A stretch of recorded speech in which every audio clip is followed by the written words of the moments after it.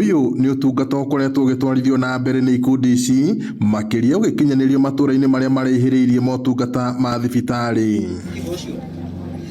Kũringana na Lieutenant Gabriel wa BATUK na abitha wa ũgima wa mwĩrĩ kuma thirikari ya kaunti ya Laikipia Jane Kabirũ nĩ atĩ ũrigiti ũyũ ũkuruhanĩtie ũthũrimi wa maitho, magego, mĩrimũ ya nda na malaria o ũndũ ũmwe na kansa ya njĩra ya ũciari. First part of our community engagement, we deployed out across Nanyuki to 6 orphanages where we provided primary healthcare and a dental team.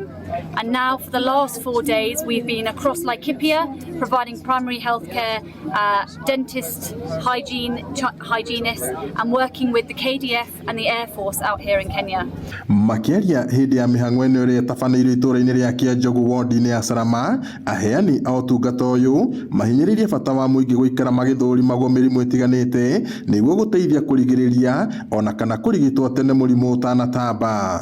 Koguo hĩndĩ ĩrĩa tũkĩte na BATUK nĩ tũmathomithagia gĩtũmi gĩa mũndũ gũthiĩ clinic, gĩtũmi gĩa kwambĩrĩria clinic tene, gĩtũmi gĩa gũkorwo ũkĩmenya, gĩtũmi gĩa kũrĩa wega, gĩtũmi gĩa gũcanjwo.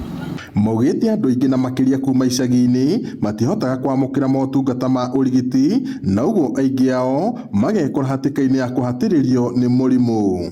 Being able to see young children or older generation, anything from arthritis through to the common cold, and being able to treat them on the ground here, provide them that medical care that they don't have access to at the moment. Aikari arĩa magunĩkĩte na ũtungata ũyũ nĩ magathĩrĩirie mĩhang'o ĩno ona gũtuĩka ethari arĩa marĩ kambĩ-inĩ mwena ũcio wa Kĩanjogu marenda thirikari ĩke mĩtũkĩ na ĩmahotore mathĩna marĩa mamagũmĩire, makiuga mĩrimũ ĩrĩa mĩingĩ marĩ nayo yumanĩte na wagi wa irio, maĩ matheru o ũndũ ũmwe na mũhatĩkano ũrĩa ũrĩ kambĩ-inĩ ĩyo. Andũ aya me haha mũgũnda ũyũ kambĩ ĩno ndĩrenda within the next 1 month kambĩ ĩno yehere na andũ aya makorwo makĩheo mũgũnda o mũndũ hake nĩgetha o mũndũ ake gacigo gake, andũ aya maikare ta wa Kenya. Nĩ mathumbũkĩte mũno kuma 2007-2008. Ngĩribotera Inooro TV kuma kaunti-inĩ ya Laikipia, njĩtagwo Peter Mwangi.